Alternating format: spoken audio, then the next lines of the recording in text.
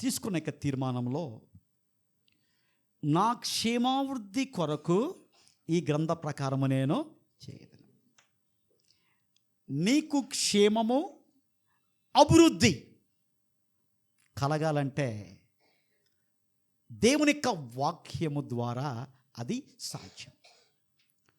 దేవుని యొక్క వాక్యాన్ని వినటం మాత్రం కాదు, దేవుని యొక్క వాక్యాన్ని మన యొక్క జీవితాల్లో మనం ఏం చేయాలి, అనుసరించే వారిగా మనం ఉన్నప్పుడు దేవుడు చెప్తున్నాడు, నా క్షేమాన్ని నీకు ఇస్తాను, నా అభివృద్ధిని నీకు నేను ఇస్తాను.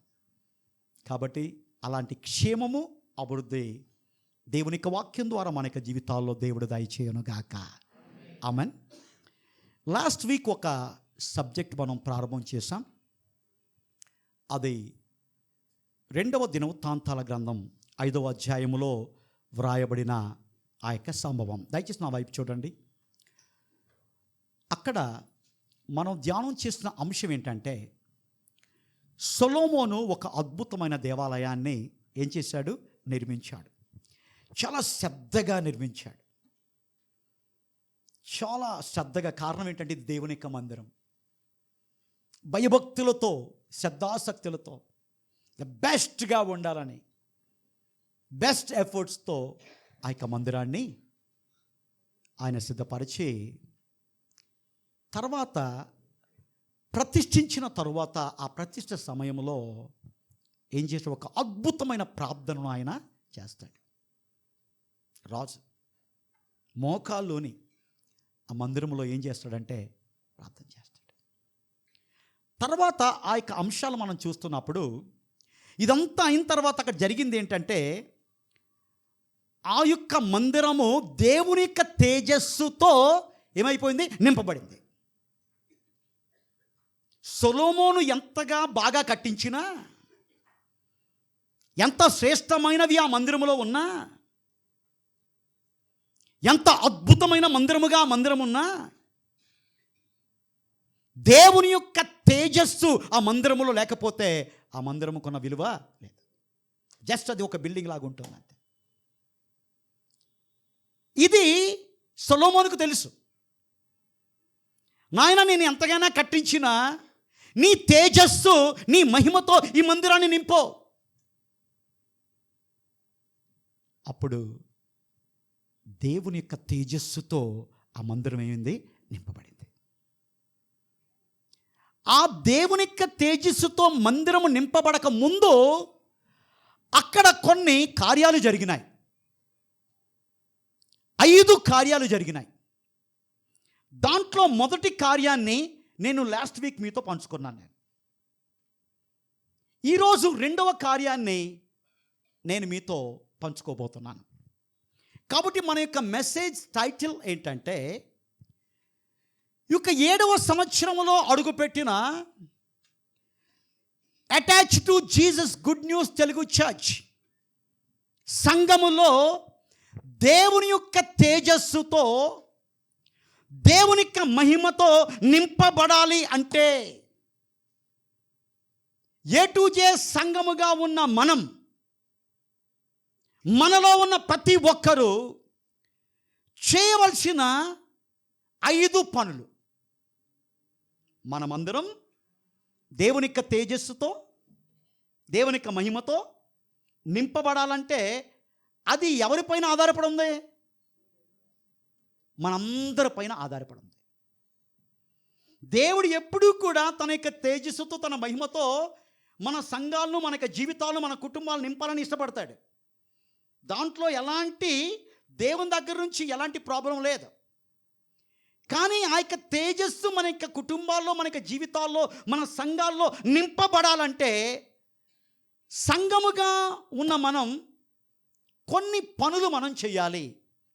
దాంట్లో మొదటి పనిని మనం చూస్తుంది ఏంటంటే, సంఘములో ఉన్న వారందరూ కూడా సమకూడి దేవుని యొక్క మందిరమునకు ఏం చేయాలి, రావాలి.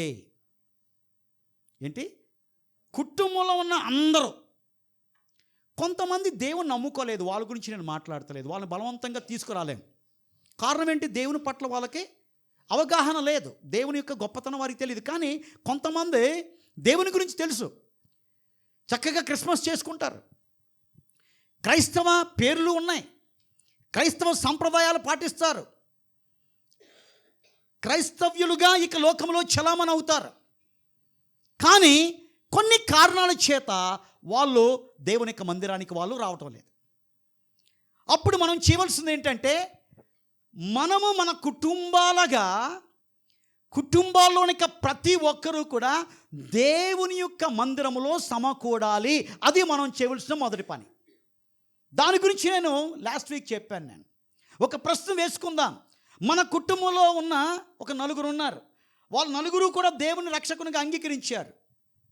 ఇద్దరు కనపడతారు, ఇద్దరు కనపడతారు. కారణం ఏంటి? ఏ కారణమైనా కావచ్చు. దేవుని యొక్క మాట ఏంటంటే, దేవుని యొక్క కార్యమును ఏం చేయాలి? అశ్రద్ధగా నువ్వు చేయకూడదు. ఆదివారం ప్రభుదినపు ఆరాధనలో మనమందరము కూడా దేవుని ఆరాధించాలి. అది దేవుడు చెప్పిన మాట, దేవుడు ఇచ్చిన నియమం. Sunday is not a holiday, Sunday is not a relaxed day, Sunday is a worship day, Sunday is a holiday. లోకానికి అది హాలిడే, మనకిది హోలీడే. కారణం ఏంటంటే, లోకం నుంచి దేవుడు ప్రత్యేకపరిచాడు. 6 దినాలు నీ పని కోసం ఆయన ఇచ్చాడు. 7వ దినాన్ని ఆయన్ని ఆరాధించేదానికి కొన్ని గంటలు దేవుడు ఇచ్చిన అవకాశాన్ని మనం ఏం చేస్తాం? ఒక్కొక్కసారి మనం ఏం చేస్తాం? నిర్లక్ష్యం చేసుకుంటాం. దేవుని యొక్క మందిరములో దేవుని యొక్క తేజస్సుతో నింపబడాలంటే, ఆ సొలొమోను కట్టించిన మందిరములో రాజైన సొలొమోను దగ్గర నుంచి యాజకులందరూ, ఆ రాజ్యములో ఉన్న ప్రతి ఒక్కరూ, ఆ రాజ్యములో ఉన్న ప్రజలందరూ కూడా సమకూడి ఎక్కడికి వచ్చారండి? దేవుని మందిరానికి వచ్చారు. ఒక ప్రశ్న వేసుకుందా. కొంతమంది మన కుటుంబంలో ఉన్న వాళ్ళు ఈరోజు రాలేదు. బహుశా అనారోగ్య కారణం చేత రాకపోతే ఓకే, కానీ వచ్చే పరిస్థితి ఉన్నా కానీ దేవుని యొక్క మందిరానికి రాకుండా ఉన్నట్లయితే మనం వారి పట్ల శ్రద్ధ వహించాలి, వారి పట్ల బాధ్యత వహించాలి. కుటుంబాలుగా దేవుని యొక్క మందిరానికి వచ్చి దేవుణ్ణి ఆరాధించే కుటుంబాలుగా ఉండాలి. ఒక నోటితో చెప్పడం కాదు, నేను నా ఇంటి వారిని యెహోవాను సేవించదాం. సేవించడంలో ఫస్ట్ ఏంటంటే, దేవుని యొక్క మందిరములో మనం ఏం చేయాలి? దేవుణ్ణి ఆరాధించాలి. దాని గురించి అనేకమైన విషయాలు మనం లాస్ట్ వీక్ మనం చూసాం. ఈరోజు సంఘముగా అంటే మనమందరం చేయవలసిన రెండవ పని, దేవుని యొక్క మహిమతో మన సంఘం నింపబడాలంటే అది ఎవరిపైన ఆధారపడి ఉందంటే మనందరిపైన ఆధారపడి ఉంది. అది మనందరి బాధ్యత. రెండోది మనం చూద్దాం. 2వ దినవృత్తాంతాల గ్రంథం 5వ అధ్యాయము 5వ వచనం చదవండి. లెక్కింప శక్యము కాని గొర్రెలను పశువులను బలిగా ఆ మందిరములో దేవునికి వాళ్ళు ఏం చేశారు? అర్పించారు. సమకూడి రావటం కాదు, వాళ్ళు చేసిన రెండవ పని ఏంటంటే బలులు అర్పించారు. ఏంటి ఆ యొక్క బలులు? ఈరోజు ఆరాధన ప్రారంభంలో నేను చెప్పాను, నేను స్తోత్ర బలి అనేక పాటల గురించి చెబుతూ, శుభవేళ స్తోత్ర బలి. దేవుని యొక్క మందిరములో మనము ఏ బలి అర్పించాలి? స్తోత్ర బలి అర్పించాలి. పాత నిబంధన గ్రంథములో తమ పాపాలకి ప్రాయశ్చిత్తార్థం నిమిత్తం రక్తము ద్వారా విమోచన ఉన్నదని చెప్పి వాళ్ళు ఏం చేశారంటే, గొర్రెలను, కోడలను, మేకలను తీసుకొచ్చి, ఎడ్లను తీసుకొచ్చి ఏం చేశారంటే వాళ్ళు వధించేవాళ్ళు. ఎందుకు? పాప ప్రాయశ్చిత్తార్థం. కానీ ఇక లోకంలోని ప్రతి ఒక్కరి కోసం యేసు ప్రభు గొర్రె పిల్లగా ఆయన ఏం చేశాడు? వధించబడ్డాడు. ఇంకా మనం గొర్రెలతో, మేకలతో, ఎడ్లతో పని లేదు. అవి మనకు అర్పించవలసిన పని లేదు. ఆ బలులు కాదు దేవుడు కోరుకుంటున్నదే. దేవుని యొక్క మందిరానికి వచ్చిన మనమందరము కూడా మనము అర్పించవలసిన బలులు ఏంటి అని ఒక 7 బలులు మీకు చెప్తాను ఈరోజు. ఏంటంటే గొర్రెలు, మేకలు ఇవి కాదు. నూతన నిబంధన విశ్వాసులైన మనము, దేవుని యొక్క మందిరానికి ఆరాధనకు వచ్చిన మనం, ఈ యొక్క మందిరములో దేవుని యొక్క తేజస్సుతో నింపబడి దేవుని యొక్క మహిమను మనమందరము కూడా చవి చూసే ఆ అనుభవాన్ని మనం పొందుకోవాలంటే మనము బలులు అర్పించాలి. ఏ బలులు అర్పించాలి? నెంబర్ 1, కీర్తన 51, 16, 17 చరణాలు. కీర్తన 51, 16, 17 చరణాలు. నువ్వు నేను దేవుని యొక్క మందిరములో అర్పించవలసిన మొట్టమొదటి బలి. కీర్తనకారుడు చెప్తున్నా, నాయన నువ్వు బలిని కోరువాడవు కావు. కోరిన ఎడలా నేను నీకు అర్పించేస్తాను. అది చాలా ఈజీ. దహన బలి నీకు ఇష్టమైనది కాదు. ఏంటండి? అందరూ చదవండి. విరిగిన మనసే. ఏం చేయాలి? నువ్వు ఇక్కడికి వచ్చినప్పుడు విరిగిన మనస్సు అనే బలిని దేవునికి ఏం చేయాలి? అర్పించాలి. అది దేవుడు నీ నుంచి కోరుకుంటున్నాడు. సహోదరి మాధవి గారు ఒక అద్భుతమైన పాట పాడారు. ఏంటి? నీ చేతిలో ఏం చేయాలి? ఎరగొట్టిన నన్ను విరిచేయ్, నా ఆహాన్ని విరిచేయ్, నా గొప్పతనాన్ని విరిచేయ్, నా స్వార్థాన్ని విరిచేయ్, నేను నేను అనే స్వభావాన్ని విరిచేయ్. విరిగిన మనసుతో ఇక్కడ నువ్వు కూర్చోవాలి. దేవుని యందు అతిశయించాలి. నీ యందు కాదు అతిశయించటం. నీ గొప్ప కాదు చెప్పుకోవటం, దేవుని యొక్క గొప్పని చెప్పాలి. అది ఎప్పుడు వస్తుందో తెలుసా? ప్రార్థన మాత్రం చేస్తాం. ఏమని? నాయనా నేను ఏమై ఉన్నానో. ఏంటి? నీ కృప నాయనా. అది ఇక్కడికే. నువ్వు ఏమై ఉన్నావో దేవుని కృప అనుకుంటే ఎలాగుంటావు? దేవుని దగ్గరకు వచ్చినప్పుడు విరిగి నలిగిన ఉంటావు. ఈ రోజుల్లో ఇలాంటి మనస్సు మన యొక్క జీవితాల్లో లేదు. అందుకని దేవుని యొక్క ప్రసన్నతను, దేవుని యొక్క తేజస్సును మన వ్యక్తిగత జీవితాల్లో, కుటుంబ జీవితాల్లో, సంఘ జీవితాల్లో పొందుకోవట్లేదు. ఇంతవరకు జరిగింది. ఇక ముందు మన ప్రార్థన ఏంటంటే, నాయన నీ తేజస్సుతో నువ్వు నన్ను నింపు, నీ తేజస్సుతో, నీ మహిమతో నా కుటుంబాన్ని నింపు నాయన. నీ తేజస్సుతో నాయన నీ మందిరాన్ని నింపు. నీ మందిరం నిండా నీ తేజస్సు ఉండాలి. నీ తేజస్సు ఉంటే చాలు నాయన. ఎన్ని ఉన్నా నీ తేజస్సు లేకపోతే ఉపయోగం లేదు నాయన. ఆ తేజస్సు మనపైన దిగి రావాలంటే మనం ఏం చేయాలి? బలులు అర్పించాలి. దాంట్లో మొదటి బలి, దేవునికి ఇష్టమైన బలి ఏంటో తెలుసా? నాయన నువ్వు బలిని కోరేవాడు కాదు నాయన. కోరితే నేను ఈజీగా ఇచ్చేస్తా. రోజు కోడిని తింటున్నా నేను. సంవత్సరానికి ఒక గొర్రె తింటా.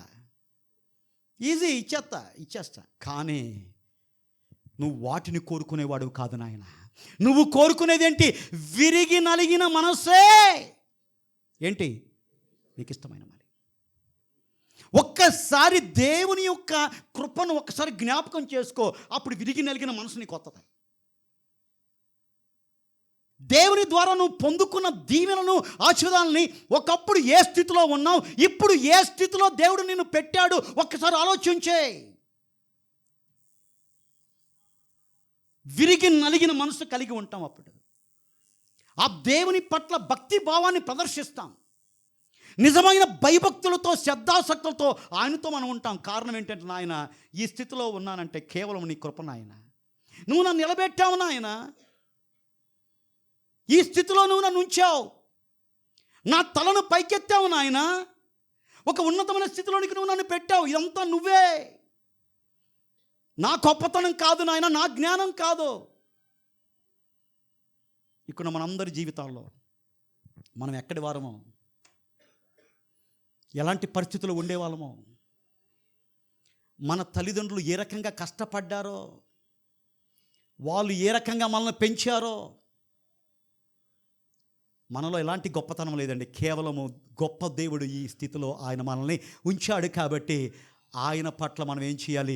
విరిగి నలిగిన మనసు మనం కలిగి ఉండాలి. అప్పుడు ఎదుటివారి పట్ల కూడా మనం ఏం చేస్తాం?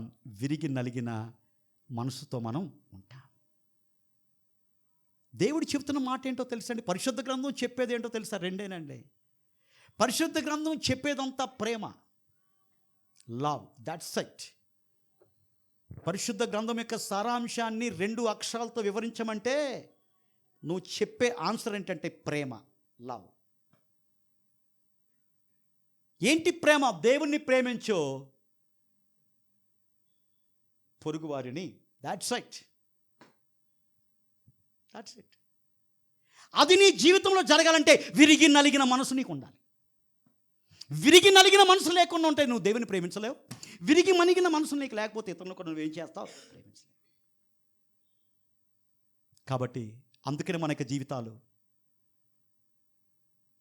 దేవుణ్ణి నమ్ముకొనని వాడు జీవితాల్లో ఎలాగ కొనసాగుతున్నారో మన జీవితాల్లో కూడా ఎలాంటి ప్రత్యేకత లేకుండా మనం ఏం చేస్తున్నాం? కొనసాగుతున్నాం. కాబట్టి ఈరోజు నుంచి మనం అర్పించవలసిన మొదటి బలి ఏం చేద్దాం? విరిగి నలిగిన మనస్సు దేవునికి ఇష్టమైనది.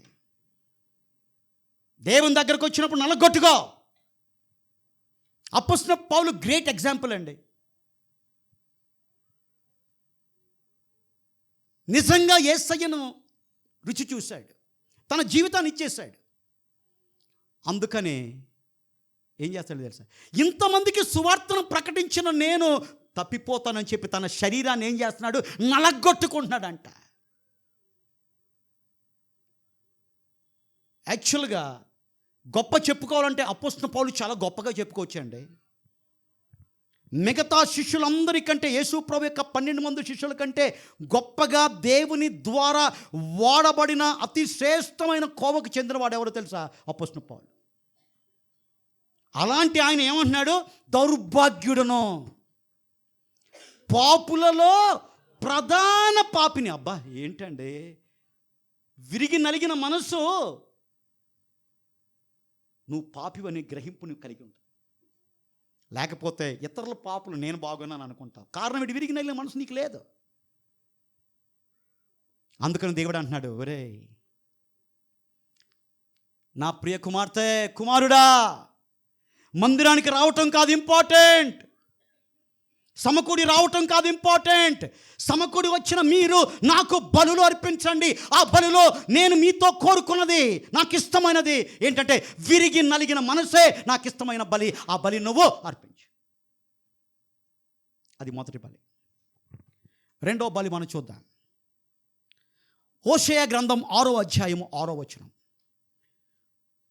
హోషేయ గ్రంథం, చిన్న ప్రవక్తల గ్రంథాల నుంచి హోషేయ 6వ అధ్యాయం 6వ వచనం.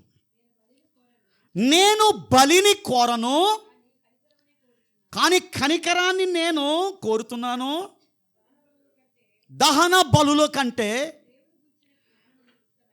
దేవుని గురించిన జ్ఞానము ఎవరికి ఇష్టమైందంటే, కాబట్టి రెండవ బలి మనం అర్పించవలసింది. దేవుడు అంటున్నాడు, నేను దహన బలిని కోరుకోవట్లా, అది నాకు అవసరంలా.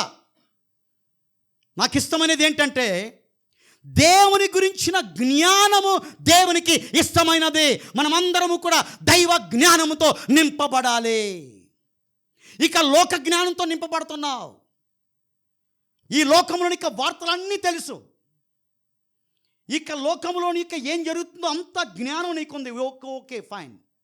కానీ దేవుని బిడ్డలకు ఉండవలసింది ఏంటంటే దేవుని యొక్క జ్ఞానముతో మనం ఏం చేయాలి?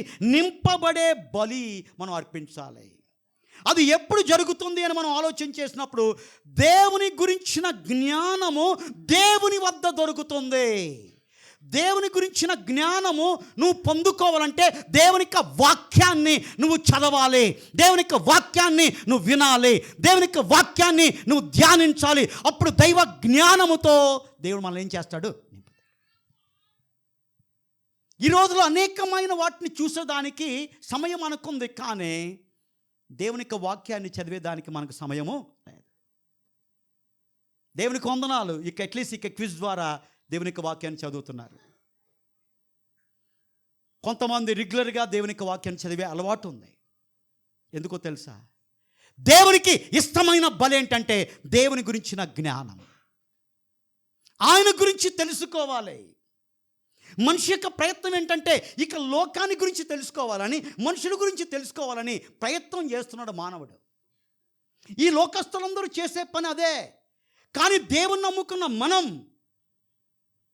చేయవలసిన పని ఏంటంటే దేవుని యొక్క జ్ఞానాన్ని మనం ఏం చేయాలి? వెతకాలి. దేవుని యొక్క వాక్యపు లోతుకు మనం వెళ్ళాలి. దేవుని యొక్క వాక్యాన్ని అర్థం చేసుకునే జ్ఞానం మనం కలిగి ఉండాలి. ఎప్పుడైతే దేవుని యొక్క వాక్యమును జ్ఞానం నీకుంటుందో, ఒక జ్ఞానం కలిగిన వ్యక్తిగా నువ్వు ప్రవర్తిస్తావు. నువ్వు తీసుకునే ప్రతి తీర్మానం కూడా దేవుని యొక్క వాక్య జ్ఞానంతో నువ్వు తీసుకుంటావు. లేకపోతే నీ జ్ఞానం బట్టి, ఇతరుల జ్ఞానం బట్టి, లోక జ్ఞానాన్ని బట్టి తీర్మానాలు తీసుకుంటావు. ఇక లోకము నుంచి దేవుడు నిన్ను ప్రత్యేకపరిచింది ఎందుకంటే లోక జ్ఞానంతో బతికేదానికి కాదు, దైవ జ్ఞానంతో బతికేదానికి. ఈ దైవ జ్ఞానం ఎక్కడి నుంచి వస్తుందంటే దేవుని యొక్క వాక్యము ద్వారా ఇక జ్ఞానం వస్తుంది. కాబట్టి దేవుడు ఏమంటున్నాడు? దేవుని గురించిన జ్ఞానము దేవునికి ఏంటి? ఇష్టమైంది. ఆ బలి నాకు అర్పించు. వాక్య జ్ఞానముతో నింపబడిన బలిని దేవునికి అర్పిద్దాం. మన కుటుంబాల్లో దేవుని యొక్క వాక్య జ్ఞానం ఉండాలి. మన పిల్లలకు దేవుని యొక్క వాక్య జ్ఞానాన్ని తెలియచేయాలి. భార్యాభర్తల మధ్య దేవుని యొక్క వాక్య జ్ఞానం ఉండాలి. భార్యాభర్తల మధ్య దేవుని యొక్క వాక్యాన్ని గురించి ముచ్చటించుకునే ఆదర్శ దంపతులుగా ఉండాలండి. ఎక్కడ ఇద్దరు ముగ్గురు కలుసుకుంటే అక్కడ దేవుని యొక్క వాక్యాన్ని గురించి మాట్లాడుకునే ఒక ప్రశస్తమైన జీవితాన్ని కలిగి ఉండాలి. ఆలోచించేద్దాం మనం.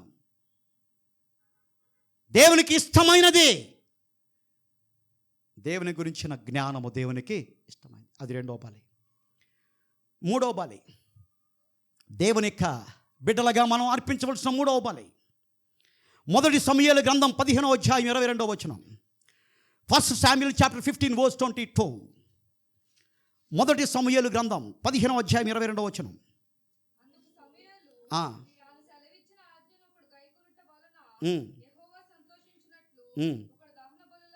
ఒకడు దహన బలులను ఆయన సంతోషిస్తాడా? నువ్వు అర్పించే దహన బలులు ఆయన సంతోషిస్తాడా? కోడలను మేకలను ఇస్తే ఆయన సంతోషపడతాడా? ఆలోచించు. బలులు అర్పించుట కంటే ఏంటి? మాటను గైకొనుటయు, పొట్టేళ్ల కొవ్వు అర్పించుట కంటే మాట వినుటయో ఏంటి? శ్రేష్టం. ఎవరి మాట? దేవుని మాట. దేవుని యొక్క బిడ్డలు దేవుని యొక్క మాటను వింటారు. దెయ్యం బిడ్డలు దెయ్యం మాటను వింటారు. నువ్వు ఎవరి మాటను వింటున్నావు? ఏ బలి అర్పిస్తున్నావు? దేవుని యొక్క మాట విను, నువ్వు బాగుపడతావు. దేవుని యొక్క మాటను గైకొను, దేవుని యొక్క తేజస్సుతో నింపబడతావు. నీ కుటుంబము దేవుని యొక్క మాట వింటలేదు, ఇంకా దేవుని యొక్క తేజస్సు ఎలాగ నీ కుటుంబంలో ఉంటుంది? నీ వ్యక్తిగత జీవితంలో దేవుని అనుసరించట్లేదు, దేవుని యొక్క మాట వింటలా. అనేక సార్లు దేవుడు గద్దించి నువ్వు చేస్తున్నది తప్పు తప్పు తప్పు అని నీ పట్ల ప్రేమను వ్యక్తపరిచి ఆయన మాట్లాడుతున్నప్పటికీ చెవిటివాడి ముందు శంఖం ఊదినట్లు మన జీవితాల్లో ఏం చేస్తామంటే విననేరక యున్నట్లు చెవులేంటి మనకి మందమైపోతున్నాయి. గ్రహించలేకుండా హృదయం అయిపోతుంది, మందమైపోతుంది.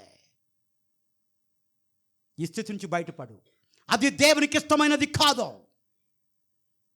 దేవునికి ఇష్టమైన బలి నువ్వు ఏదైనా దేవుని కోసం చేసి నేను చక్కగా చేస్తున్నాను అనుకుంటున్నావు, కానీ ఇంపార్టెంట్ ఏంటో తెలుసా? అతి ముఖ్యమైనది ఏంటంటే దేవుని యొక్క మాట వినకుండా నువ్వు ఏది చేసినా దేవుడు దానిని హర్షించడు. నువ్వు అనుకోవచ్చు నేను ఇచ్చేస్తున్నానని. నువ్వు అనుకునేదానికి ఎవరికి కావాలి? నువ్వు చేసిన దాన్ని బట్టి దేవుడు శబాష్ అనాలి. నువ్వు చేసిన దాని గురించి దేవుడు, నా కుమారుడు చూడు ఎంతగా నా మాట వింటుంది, నా కుమార్తె చూడు ఎంత బాగా నా మాట వింటుంది. దేవుని యొక్క మాట వింటే దైవ ప్రకారం నువ్వు చేస్తావు. దేవుని యొక్క మాట వినకుండా ఉన్నట్లయితే లోక ప్రకారం నువ్వు చేస్తావు. లోక ప్రకారం చేసేదానికి కాదు ఈ లోకంలో మనం ఉన్నది, దైవ ప్రకారం మనం చేసేదానికి. కాబట్టి మూడవ బలేంటి? మాట వినుట శ్రేష్టమైన బలి. ఆ బలిని అర్పిద్దాం ఈరోజు నాయన. ఈరోజు నుంచి నాయన వెనుక ఉన్నవి మరచే, ముందున్న వాటికి మేమేం చేస్తాం? వేగిరపడతాం. ఇంతకుముందు నేను జీవించినట్లు కాకుండా నూతన తీర్మానముతో జీవించేదనని యేసు నామములో తీర్మానించుకొనుచున్నానని చెప్పి దేవుని యొక్క సన్నిధానంలో దేవుని ఎదుట ప్రమాణం చేశావే.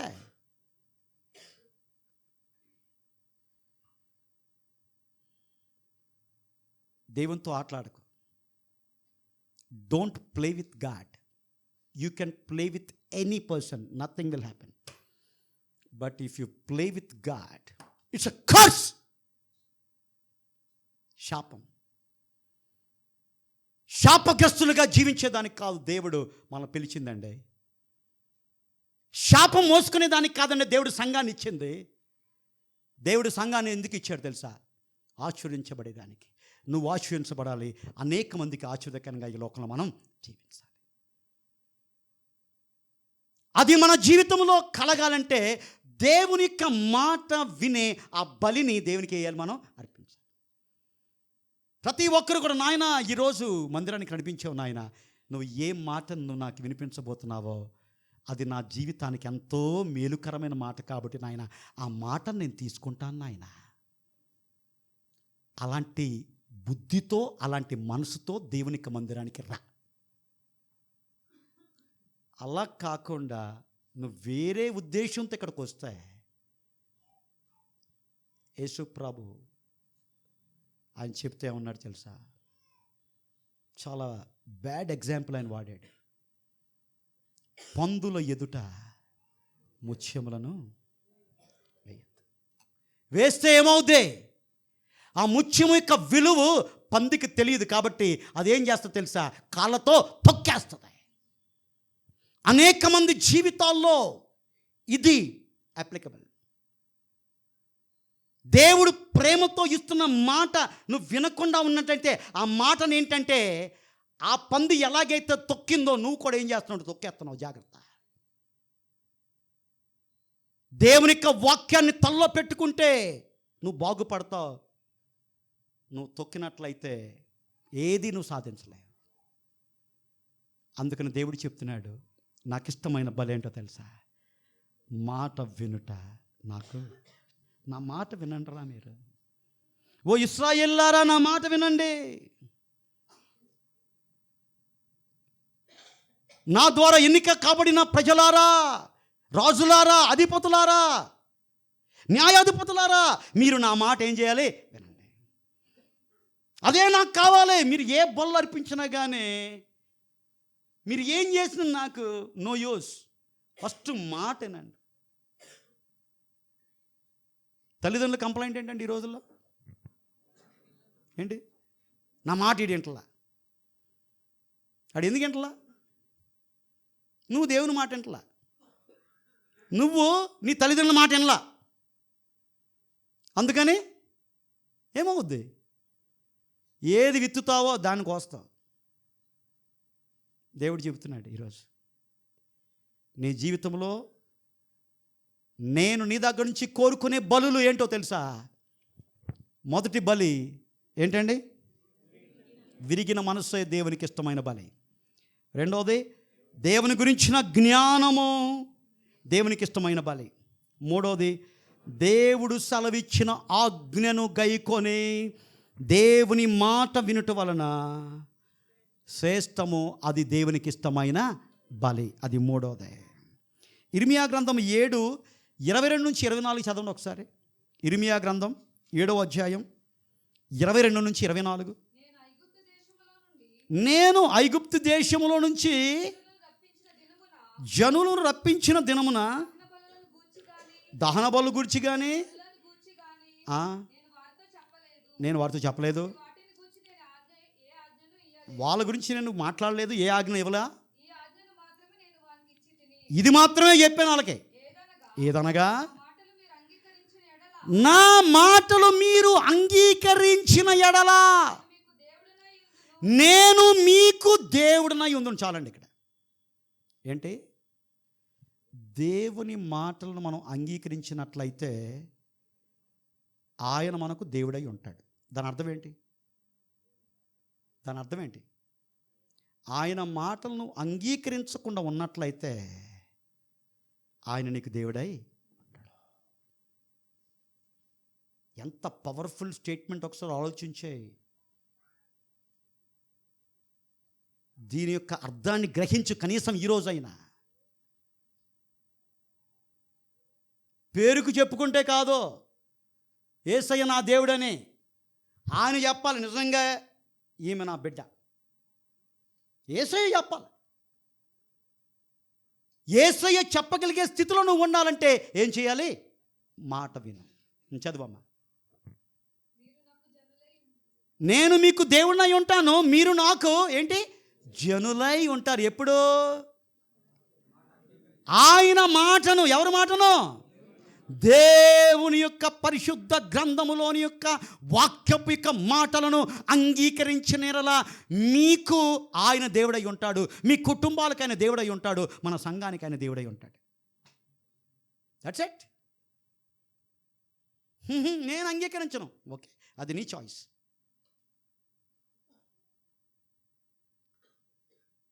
నాలుగవ బలి. మీకా రాసిన ప్రవచన గ్రంథం 6వ అధ్యాయం 6-8 వచనాలు. మీకా 6-8 వచనాలు. ఏమి తీసుకుని వచ్చి నేను యెహోవాను దర్శిస్తా? ఏమి తీసుకుని వచ్చి మహోన్నతుడైన దేవునికి సన్నిధికి నమస్కారం చేస్తా? దహన బలులను, ఏడాది దూడలను అర్పించి దర్శింతునా? వేల కొలది పొట్టేలను, వేలాది నదులంతా విస్తార తైలమును ఆయనకు సంతోషం కలుగ చేయునా? తన అతిక్రమలకై నా జ్యేష్ఠపుత్రుని ఇస్తున్నా? నా పాప పరిహారముకై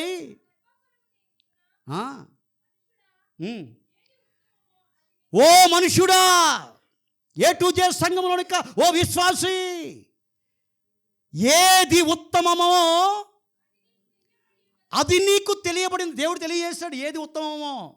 చదవండి. న్యాయముగా నడుచుకుంటయో, కనికరమును ప్రేమించుటయో, దీన మనసు కలిగి దేవుని ఎదుట ప్రవర్తించటమే కదా. అంతే కదా. దేవుడిని నేనేం చేస్తున్నాడు? మనల్ని దేవుడు ఏం అడుగుతున్నాడండి? ₹1,00,00,000 నాకు ఇచ్చారా అంటున్నాడా?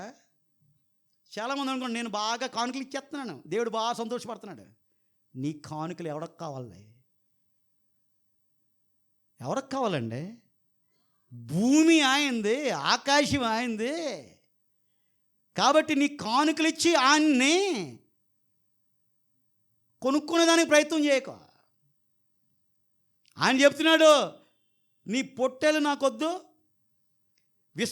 వేలాది నదులంతా విస్తార తైలం నాకు ఇచ్చినా కానీ వాటిని గురించి నేనేం చేయను. దేని యందు నేను ఇష్టపడతానో తెలుసా? దేని యందు నేను ఇష్టపడతాను? న్యాయంగా నడుచుకోండి. న్యాయం. బైబిల్లో న్యాయం ఉంది, లోకంలో అన్యాయం ఉంది. బైబిల్ పరంగా నడుచుకోవయ్యా, దేవుని యొక్క వాక్యానుసారంగా నడుచుకోవయ్యా, అది న్యాయంగా నడుస్తుంది. కనికరాన్ని ప్రేమించు, కనికరంతో ఉండు. కనికరం నీలో నాలో ఫ్లో అవ్వాలి. కనికరమే కనికరమే కనికరమే. ఎవరు ఏ రకంగా ప్రవర్తించినా కనికరమే. అది చేతకానితనం కాదు, అది దైవ లక్షణం. చాలామంది అంటారు, ఈ లోకంలో బ్రదర్ సాఫ్ట్గా ఉంటాడు, ముంచేస్తాడు బ్రదర్, ఇంకేమైనా ఉందా? దేవుడు నిన్ను ముంచనిస్తాడా? దేవుడు నిన్ను మునగనిస్తాడా? దేవుడు నీ పక్షాన్ని ఉండి ఆయన వ్యాజ్యమాడడా? నువ్వు చేయవలసింది ఏంటంటే కనికరాన్ని నువ్వేం చేయాలి? ఇతరుల పట్ల కనికరం, అది దైవ లక్షణం. ఇతరుల పట్ల కనికరం లేకుండా ప్రవర్తించడం అది సాతాను యొక్క లక్షణం. సాతానికి కనికరం లేదు. అందుకని వాడు ఏమంటే, నరకంలో మనము అగ్ని ఆరదు, పురుగు చావదు, దాంట్లో మలమలా ఉండాలని వాడికి ఉద్దేశం. కారణం వాడికి కనికరం లేదు. దేవునికి ఏముంది? కనికరం ఉందండి. అందుకని నరకానికి దగ్గరగా వెళ్తున్న మనల్ని, నరక పనులు చేస్తున్న మనల్ని ఏం చేస్తా, తన కనికరంతో ఏం చేస్తున్నాడు ఆయన? ఊరే వెళ్ళొద్దురా, మా దారికి వెళ్ళొద్దురా, పోతావురా, కాల్తదరా, గ్రిల్డ్ చికెన్ అయిపోతావురా, వద్దు నాన్న, నా మాట వినరా బాబు, నా మాట వినరా. ప్రతి ఆదివారం, ప్రతి బుధవారం, ప్రతి శనివారం దేవుడు ప్రేమతో కనికరంతో కనికరంతో కనికరంతో చెబితే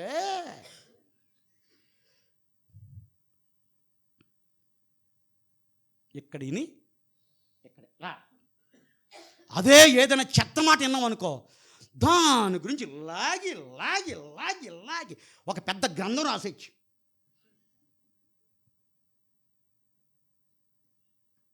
కనికరం కలిగి ఉందా? దేవుడు చెప్తున్నాడు, అదే నేను కోరుకుంటున్నాను. నేను బలిని కోరుకోవట్లేదు, కనికరాన్ని కోరుకుంటున్నాను. కనికరం అనే బలిని నాకు అర్పించు. మన కుటుంబాల్లో కనికరాన్ని కలిగి ఉండాలి. భర్త భార్య పట్ల కనికరం కలిగి ఉండాలి, భార్య భర్త పట్ల కనికరం, పిల్లలు తల్లిదండ్రుల పట్ల కనికరం, కాపరి సంఘస్థుల పట్ల కనికరం, సంఘస్థులు కాపరి పట్ల కనికరం, బాస్ సబార్డినేట్ పట్ల కనికరం, సబార్డినేట్ బాస్ పట్ల కనికరం. కనికరం కనికరం కనికరం కనికరం, దట్స్ ఇట్. మన కేర్ ఆఫ్ అడ్రస్ కనికరం. నోరిప్పితే కనికరం. బ్రదర్ చాలా కష్టం. మరి కష్టమే, మరి చెయ్యాలి. ఏం లేదు, కష్టం చాలా ఈజీ. నేను నా అనుకుంటావు చూడు, దాన్ని చంపే. ప్రతిదీ ఈజీ, ప్రతిదీ ఈజీ. నేను నా అని ఎప్పుడైతే ఆ పదాలు ఉపయోగించావో కనికరం నీలో ఉండదు. ఇంకా ఎప్పుడైతే అది చచ్చిపోయిందో, యేసయ్యలో ఏముందండి? కనికరం అండి. ఆయన గురించి ఎప్పుడైనా గొప్పగా మాట్లాడుకున్నాడండి? నేను ఎందుకు వచ్చాను తెలుసా? నా చిత్తాన్ని నెరవేర్తించేది కాదు, నన్ను పంపిన వాని యొక్క చిత్తాన్ని నెరవేర్తించేదాన్ని వచ్చి అని చెప్పి ఆయన మహింపరిచాడండి. ఆయన దేవుడండి, ఆయన మహింపరుచుకోవచ్చు. తండ్రి ఏం బాధపడ్డా, త్రియేక దేవుడు. కానీ యేసయ్యలోని యొక్క కనికరం ఏం చేసింది? తండ్రి అయిన దేవుణ్ణి హెచ్చించింది, ఘనపరిచింది. ఇతరులను కూడా ఏం చేసిందంటే, బైబిల్లో మనం చూసినప్పుడు, సువార్తల్లో అనేక మందిని చూసినప్పుడు ఆయన కనికరపడెను అని వ్రాయబడింది. నీకు కొంతమందిని చూస్తే వామ్మో, చచ్చుకొచ్చేది ఎందుకు? నీ పాత బతికేదానిక? నూతనమైన మనసు కలిగి నూతనమైన జీవితాన్ని జీవించేదానికి దేవుడు మందిరాన్ని మనకు ఇచ్చాడు. ఎన్ని ప్రసంగాలు విన్నాం, ఎన్ని ప్రసంగాలండి. వేషధారణ గురించి నేను సంవత్సరం వేషధారణ గురించి. ఎందుకు ఇవన్నీ? ఇలా ఎత్తిపోయేదానిక? కాబట్టి 4వ బలి ఏంటండి? న్యాయముగా నడుచుకో, కనికరం ప్రేమించు. అది ఏంటి? దీన మనసు. యేసయ్య ఎక్కడి నుంచి వచ్చాడు? మహిమనంతటిని వదిలిపెట్టాడు. తండ్రితో ఉండే మహాభాగ్యాన్ని వదిలిపెట్టి ఈ దౌర్భాగ్య లోకానికి ఆయన ఏం చేశాడు? తన్ను తాను తగ్గించుకున్నాడు. ఆ యొక్క భూమి ఆకాశం పట్టజాలంత గొప్ప దేవుడు మరియ గర్భంలో ఏం చేశాడు? ఆయన ఫిట్ అయిపోయాడు. ఎంత తగ్గింపండి! పురుగుగా జనాలు ఏం చేసి తృణీకరించారు ఆయన్ని. ఎవరిని? సృష్టికర్త అయిన దేవుణ్ణి అండి. ఎంత తగ్గింపండి! అలాంటి వారిని చూసి ఏమన్నాడు తెలుసా? తండ్రి, వీరిని క్షమించు నాయన, వీళ్ళు తెలియజేస్తున్నారు నాయన. కనికరత్వం ఉంటే క్షమాపణ ఉంటుంది నీకు. కనికరం లేకపోతే, కనికరానికి ఆపోజిట్ ఏంటి? కఠినం. ఏంటి? 5వ బలి. రోమిలకు రాసిన పత్రిక 12 మొదటి 2 వచనాలు. రోమిలకు రాసిన పత్రిక 12 మొదటి 2 వచనాలు.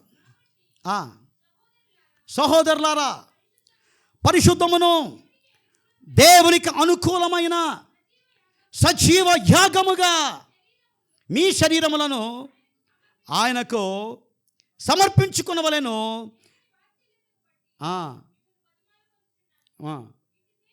ఇట్టి సేవ మీకు యుక్తమైనది. ఏంటి? ఎట్టి సేవ? నువ్వు అనుకునే సేవ కాదు. యుక్తమైన సేవ ఏంటో తెలుసా? మీరు పరిశుద్ధమును అనుకూలమైన సజీవ యాగముగా మీ శరీరాన్నే బలిగా నాకు అర్పించు. దేవుడు ఏం కోరుకుంటున్నాడు మనల్ని? 5వ బలి ఏంటంటే నీ శరీరాన్నే బలిగా అర్పించు. అపోస్తలుడైన పౌలు ఆ పని చేశాడు. అందుకని చెప్పాడు స్టేట్మెంట్, బ్రతుకుట క్రీస్తు. That's it. కారణం ఏంటి? శరీరాన్ని బలిగా ఇచ్చేశాడు. శరీరాన్ని బలిగా అర్పించేశాడు. అదే దేవుడు చెప్తున్నాడు, సజీవ యాగముగా మీ శరీరములను నాకు సజీవ యాగముగా సమర్పణ చేసుకోండి, ఇది నాకు ఇష్టమైన బలి. కాబట్టి మనకి జీవితాల్లో ఇక శరీరం ఏం చేద్దాం? ఎప్పుడైతే ఇక శరీరం దేవుని అయిపోద్దో అప్పుడు ఏమైపోద్ది? శరీరం ఆత్మ రెండు కలిసిపోతాయి. ఇప్పుడేంటి? ఈ శరీరం మాత్రం అందే, ఆత్మ ఎప్పుడు పోరాటం. ఆత్మ ఏం చేస్తుంది? సంతోషంగా ఉండు. శరీరం ఏం చేస్తుంది? వాడు ఎలాగన్నాడు, ఎలా సంతోషం ఉంటాగవుతుంది? పోరాటం. ప్రాబ్లం ఎప్పుడు వచ్చింది? ఈ శరీరం దేవుని శరీరంగా మారిపోతాయి. ఆత్మ దేవుంది, ఈ శరీరం కూడా దేవుని సంబంధించేత రెండు కలిసిపోతాయి. అప్పుడు ఏమైపోద్ది? శరీరం ఆత్మ రెండు కలిసి ఒకే దారిలో ప్రయాణం చేస్తాయి. అదే చెప్తున్నాడు దేవుడు, నాకు కావాల్సిందని తెలుసా? నీ శరీరాన్ని నేను నాకు బలిగా. శరీరాన్ని బలిగా ఏర్పరచడం అంటే ఇంకా ప్రతిదీ, ఇంకా నువ్వు చచ్చిపోయావు, నువ్వు సిలువ వేయబడ్డావు, క్లోజ్. జీవించువాడను నేను కాదు, క్రీస్తు నాయందు జీవించుచున్నాడు అని చెప్పగలిగే జీవితం నువ్వు జీవించాలంటే నీ శరీరాన్ని ఏం చేయాలి? నువ్వు సమర్పణ చేయి, దహన బలిగా చేసేయి, కాల్చేయి. అప్పుడు శరీర ఆశలేంటి? నశించిపోతాయి. ఆత్మ శరీరాన్ని లోబర్చుకుంటుంది. అప్పుడు ఆత్మీయ ఆశలతో శరీరం ఏం చేస్తుంది? ఆ బలి దేవుడు కోరుకుంటున్నాడు. ఈ 7వ సంవత్సరంలో ఆ బలి కావాలని దేవుడు కోరుకుంటున్నాడు. ప్రతి ఒక్కరు కూడా మనం ఏం చేయాలి? శరీరాన్ని ఆయన సమర్పించాలి. 6వది సామెతలు 15:8. సామెతలు 15:8.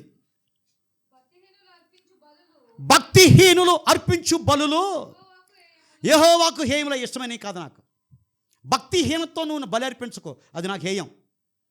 నా పట్ల భయభక్తులు లేకుండా, కేవలం భక్తితో లేకుండా నువ్వు అర్పిస్తే నో యూస్. మరేం చేయాలి? యథార్థవంతుల ప్రార్థన దేవునికి ఇష్టమైన బలి. ఓ సంగమా, 7వ సంవత్సరంలో అడుగుపెట్టిన A-Z సంగమా, మన వ్యక్తిగత జీవితాల్లో, కుటుంబ జీవితాల్లో, సంఘ జీవితాల్లో ప్రార్థన అనే బలిని దేవునికి వేద్దాం, అర్పిద్దాం. దేవుడు కోరుకున్న ప్రార్థన అనే బలి. ఎలాంటి ప్రార్థన అనే బలి? యథార్థత కలిగి యథార్థవంతుల ప్రార్థన ఆయనకు ఆనందకరం. యథార్థత లేకుండా ఎంత ప్రార్థన చేసినా ఉపయోగం లేదు. దేవుడు చెప్తున్న యథార్థవంతుల ప్రార్థన అనే బలిని నువ్వేం చేయ, నాకు అర్పించు. ఆఖరిగా 7వ బలి, ఆదికాండం 4వ అధ్యాయం 3-4. ఆదికాండం 4:3-4. కొంతకాలమైన తరువాత ఓకే ఓకే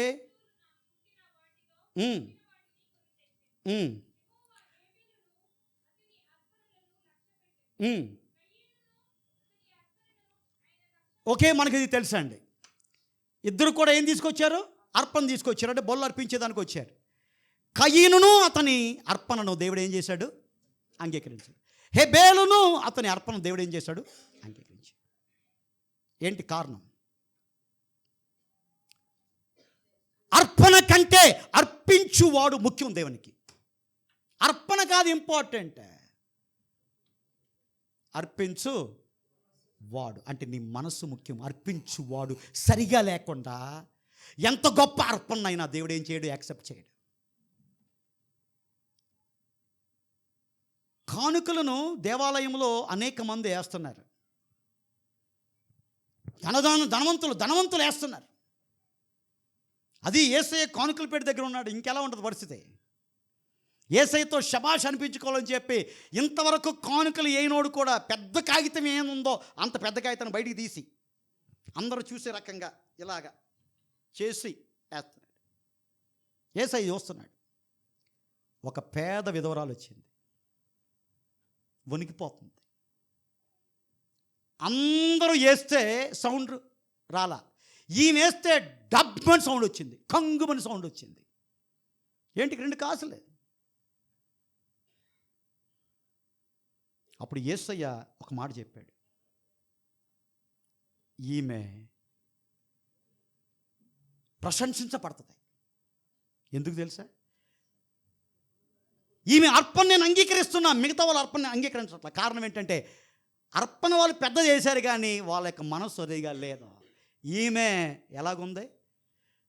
సరిగా ఉంది, మనసుతో వచ్చింది, దేవునితో భయభక్తులతో వచ్చింది, తనకున్న దాని అంతటిని కూడా దేవునికి సమర్పణ చేసింది. కాబట్టి ఈమె చేస్తున్న 2 కాసులు చాలా అందరికంటే ఎక్కువ, ఇది ఘనమైనది. కారణం ఏంటంటే అర్పణ కాదు ముఖ్యం దేవునికి, అర్పించువాడు ముఖ్యం. బైబిల్ పండితులు కొన్ని వ్యాఖ్యానాలు చెబుతారు. హెబేల్ అర్పణ అంగీకరించేదానికి కారణం ఏంటంటే, హెబ్రీయులకు రాసిన పత్రిక 11 మీరు బైబిల్ తీయక్కడ దాంట్లో ఉంటాయి. విశ్వాసమును బట్టి హెబేలు కయీను కంటే శ్రేష్టమైన అర్పణను అర్పించాడు. కయీను అర్పణలో విశ్వాసం లేదు, హెబేలు అర్పణలో ఏముంది? విశ్వాసం, దేవుని పట్ల విశ్వాసం. కయీను మార్గం సరిలేదు. అందుకనే యూదా రాసిన పత్రికలో ఉంటుంది ఏమని? వారు కయీను నడిచిన మార్గములో నడిచిరి. అంటే ఏంటి? కయీను మార్గం సరిగా లేదు, వాడు అర్పణ తీసుకొచ్చాడు, దేవుడు ఏం చేశాడు? రిజెక్టెడ్.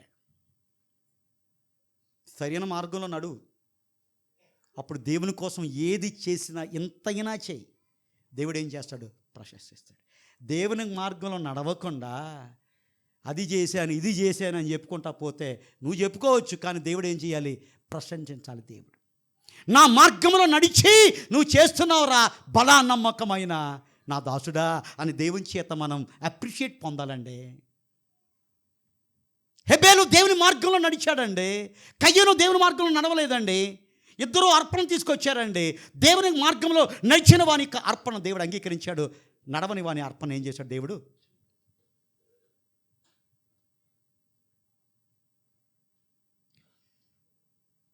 ఇంకా 3వది మనం చూసినప్పుడు కయ్యను అర్పణ దేవుడు ఎందుకు అంగీకరించలేదంటే, హెబేలు అర్పణ ఎందుకు అంగీకరించాడంటే, హెబేలు తన మందలో శ్రేష్టమైన వాటిని తొలిచూలుని, కొవ్విన వాటిని, శ్రేష్టమైన వాటిని దేవుని దగ్గర తీసుకొచ్చాడు. బైబిల్లో చూసినప్పుడు కయీను తన పంటలో కొంత, God is the best, you should give best. హెబెల్ చేసిన పని అదే. ఆ దేవుడు శ్రేష్టమైన వాడు, నేను శ్రేష్టమైన వాటిని ఇవ్వాలి, బెస్ట్ ఇవ్వాలి, నాకున్న బెస్ట్ నేను ఇవ్వాలి. కయీను ఆ యాటిట్యూడ్ లేదు. దేవుని దగ్గర వెళ్తాం, ఏదో ఇచ్చే సరిపోతులే. అలక్ష్యం, దేవుని పట్ల నిర్లక్ష్యం. దేవుని అలక్ష్యం చేశాడు కయీను. తన అర్పణ దేవుడు ఏం చేశాడు? నీ లైఫ్లో, నా లైఫ్లో 7వ బలి,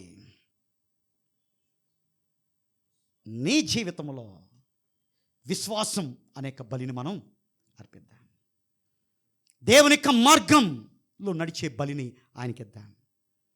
దేవుని పట్ల అలక్ష్యం చేయకుండా, దేవుణ్ణి ఎలాంటి పరిస్థితుల్లో పక్కన పెట్టకుండా మనము ఆయన పట్ల బహు భయభక్తులతో, శ్రద్ధాశక్తులతో ఆ బలిని ఆయనకి మనం అర్పిద్దాం. 7 బళ్ళు చెప్పాను మీకు నేను. 7 బళ్ళు నువ్వు అర్పించు. ఈరోజు నుంచి 7 బళ్ళు అర్పించు. నీ కుటుంబంలో దేవుని యొక్క తేజస్సుతో నింపబడుతుంది. నీ వ్యక్తిగత జీవితంలో దేవుని యొక్క తేజస్సుతో నింపబడుతుంది, దేవుని యొక్క మహిమతో నింపబడుతుంది.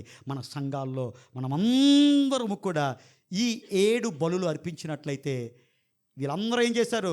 సమాజంగా కూడారు, వాళ్ళు బళ్ళు అర్పించారు. తర్వాత ఏం జరిగింది? దేవుని యొక్క తేజస్సు మందిరం అంతా నింపబడింది. అలాగే ఇక ఏటు మందిరంలో ఇక 7వ సంవత్సరంలో మనమందరం ఇక్కడ దేవుని యొక్క తేజస్సుతో, దేవుని యొక్క మహిమతో మనము, మన కుటుంబాలు, మన సంఘం నింపబడాలంటే మనం ఏం చేయాలి? విరిగిన మనస్సు అనే బలిని దేవునికి అర్పిద్దాం. రెండవది, దేవుని గురించిన జ్ఞానము, ఆ బలిని అర్పిద్దాం. దేవుడు సెలవిచ్చిన ఆజ్ఞను మనము గైకొనే బలిని ఆయనకిద్దాం. తర్వాత దేవుని యొక్క సన్నిధికి మనము వచ్చినప్పుడు దేవుడు అడుగుతున్న వాటిని మనం చేద్దాం. దేవుడు అడుగుతున్న న్యాయంగా బతుకు, కనికరాన్ని ప్రేమించు, దీన మనసు కలిగి నా ఎదుట నువ్వు ప్రవర్తించు. తర్వాత 5వది ఏంటంటే, పరిశుద్ధముగా ఉన్న మన శరీరాన్ని, పరిశుద్ధంగా ఉన్న యొక్క శరీరాన్ని ఆయనకి ఏం చేద్దాం? దేవునికి అర్పించేద్దాం. శరీరాన్ని దేవునికి ఇచ్చేసుకుందాం. తర్వాత యథార్థత కలిగిన ప్రార్థనా జీవితం అనే బలిని దేవునికి అర్పిద్దాం. ఆఖరిగా విశ్వాసము అనే బలిని అర్పిద్దాం. దేవుని యొక్క మార్గం అనే బలిని ఆయనకి అర్పిద్దాం. దేవుని విషయంలో అలక్ష్యము లేని బలిని మనం ఇద్దాం. ఆ రకంగా ఉండేదానికి దేవుడు మనకు సహాయం చేసి నడిపించును గాక. ఆమెన్.